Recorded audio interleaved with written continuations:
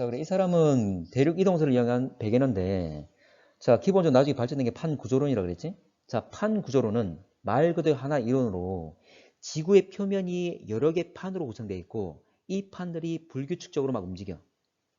그래서 이 판들끼리 서로 부딪히기도 하고, 서로 찢어지기도 하고, 서로 어긋나면서 우리가 알고 있는 다양한 판의 경계가 있는 거지. 이 다양한 판의 경계에서 다양한 지각 변동들이 발생을 하지. 뭐 화산 활동이나 지진이나. 근데 판 구조를 찾아잡기 위해서 가장 먼저 이제 이야기했던 게 어느 정도 체계적으로 그럴듯한 이야기를 했던 게 바로 대륙 이동설이야. 그 대륙 이동설을 이야기했던 사람이 바로 이 백예너. 백예너. 자, 그러면 개념을 한번 정리해 보면 제일 첫 단원의 이제 대단원이 바로 고체지구야. 말 그대로 딱딱한 이 땅 덩어리를 말하는 거지. 첫 부분 바로 직권의 변동. 지구의 영역은 여러 개 영역으로 나눌 수가 있어. 직권이란 말은 땅의 영역이지. 또 뭐 있을까? 직권 말고 바다, 물의 영역인 수권. 그렇지. 공기 영역인 기권. 그리고 또 생물도 있겠지? 그 생물권. 그리고 이제 보면 우리 지구 밖에 있는 영역, 예를 들어서 우리 지구 자기장 영역에 미치고 있는 외권. 이렇게 나누기도 합니다. 어쨌거나 직권, 지구 흔적및 지질에서 일어나는 변동들을 말하고 있어. 자, 갈게. 자, 판구조론의 정립 과정. 하나의 이론이 현재 보면 자리 잡게 되는 하나의 이론이 만들어지는 그 과정을 말하겠지. 근데 판구조론이 바로 만들어진 것이 아니라 앞번에 여러 가지 설들이 있었어.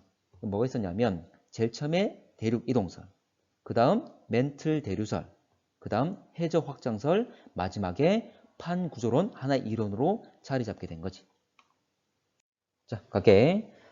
다시 말하지만 앞번 교육 과정에서는 판 구조론만 가지고 여러 가지 판의 경계를 중심으로 다양한 문제들을 많이 물어봤는데 이제는 지금 여기는 이번 교육 과정은 이 정립 과정까지 앞에 것까지 다 설명을 하고 있어. 그 중에 중요한 것이 대륙 이동설과 해저 확장설 이 두 가지도 중요합니다. 판 구조론보다는 오히려 대륙 이동설과 해저 확장설 여기 많이 현재 보면 중심 방향이 좀 틀어져 있어. 이렇게 두 가지 중요하고 자 그러면 각각의 이론에 대해서 한번 배워볼 건데 제일 처음에 대륙 이동설. 실제 보게 되면 해양판과 대륙판, 바다에 있는 땅 덩어리까지 이동까지 하나의 이론으로 이야기하는 부분이지만 이 당시에는 대륙의 이동만 이야기했어.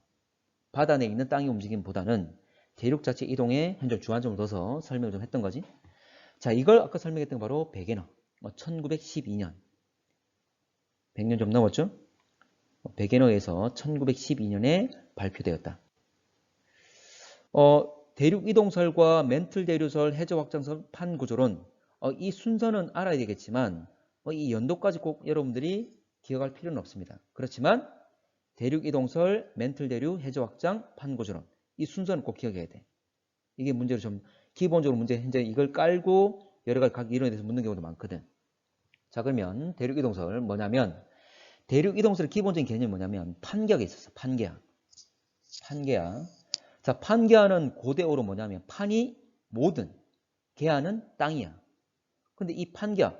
그래서 우리 지구에 있는 판들이 계속 움직이는데 대륙들이 끊임없이 움직이는데 이 대륙들이 모여가지고 거대한 대륙 이런 게 바로 판계였지. 이걸 초대륙이라 그러지.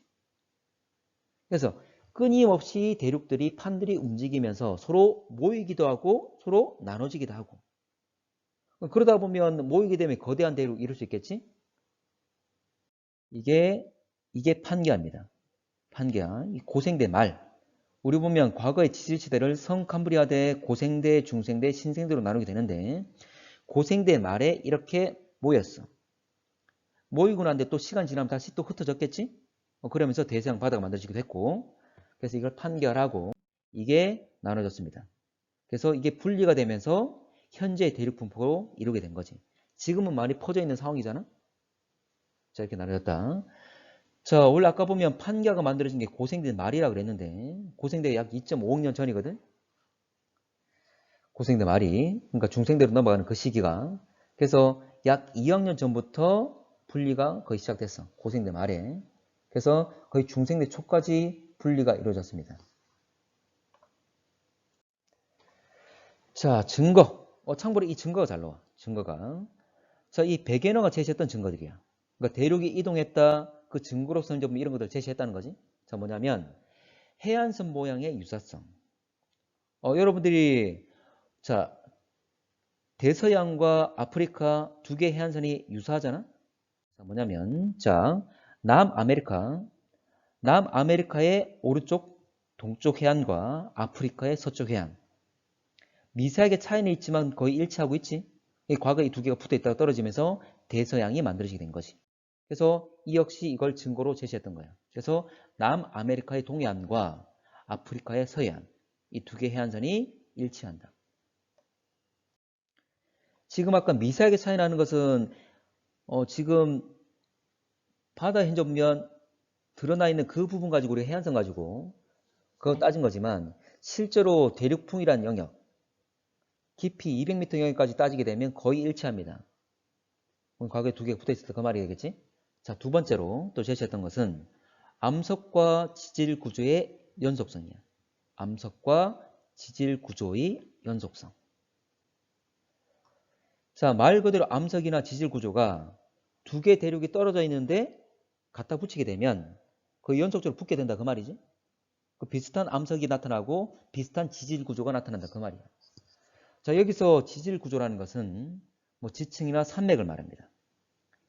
두 개 지역에 떨어지는 두 개 지역을 갖다 붙이게 되면 두 지역에 나타나는 지층이 말 그대로 현재 쌓여있는 구조가 비슷하게 나타나거나 그리고 산맥들이 연결되거나 이런 걸 말하는 거지.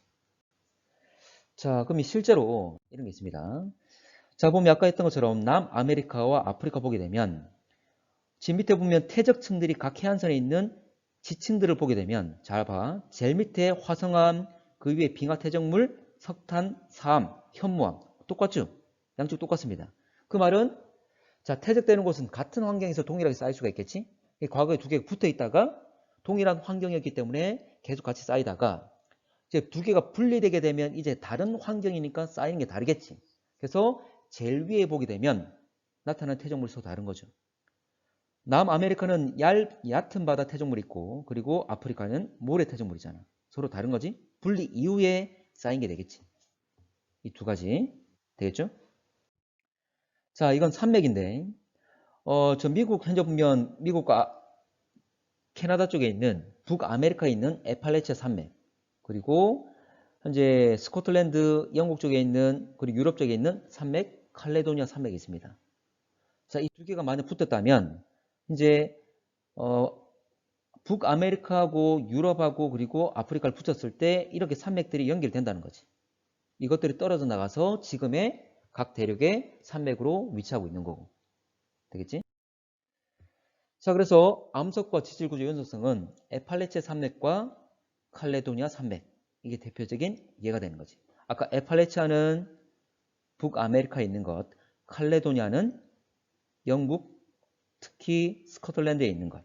이걸 말합니다. 자, 넘어갈게. 자, 아까 에팔레체 산맥은 미국, 캐나다, 북아메리카, 칼레도니아는 스코틀랜드 되겠습니다. 자, 세 번째로 화석 분포야. 화석.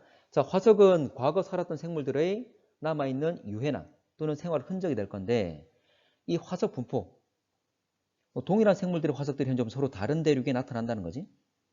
참고로 각 대륙 간의 거리가 몇천 킬로미터, 1만 킬로미터를 넘는 경우도 있는데 동일한 생물이 나타나기 어렵겠지? 헤엄쳐서 갈 수는 없잖아. 자, 한번 볼게. 대표적인 예가 뭐 메소사우루스, 뭐 리스토로사우루스, 글로섭테리스 이런 게 있습니다.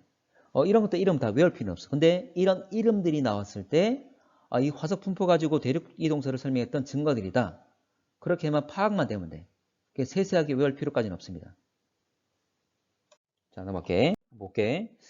자, 이게 보면 각 전 세계적으로 화석들의 분포를 나타냈는데 자, 얘가 뭐냐면 리스토로사우루스야. 지금 아프리카에 있죠? 이와 동일한 게 현재 보면 아시아 쪽에도 있고 그리고 호주 쪽에도 있고 그리고 남극 쪽에도 있습니다.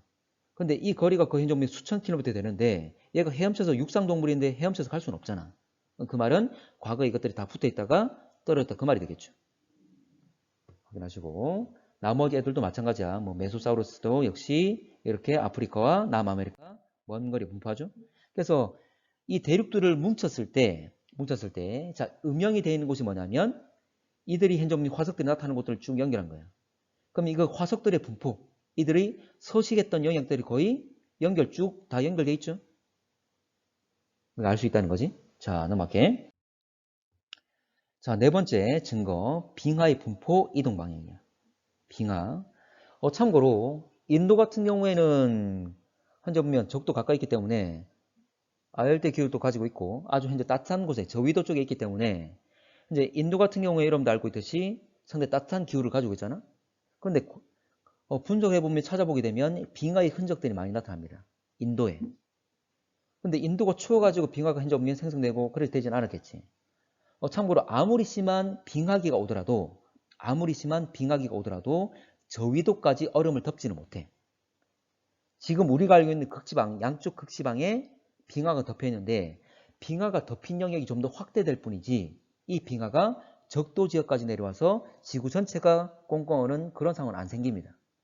그러면 인도에 이런 빙하의 흔적이 있단 말은 과거에 빙하기가 와서 인도 지역도 빙하가 생겼던 것이 아니라 인도 대륙이 과거에는 고위도에 있다가 극지방에 있다가 이동되어 왔다는 거지. 예. 자, 이렇게 대륙들 뭉치게 되면 자, 인도 보이죠? 인도가 바로 남극 쪽에 있었습니다. 이것이 대륙 이동과 함께 판의 이동과 함께 이동돼서 왔다는 거죠. 그래서 남극 쪽에서 지금 이렇게 북반구의 저위도 쪽에 위치하고 있는 거예요. 참고로 이동 방향.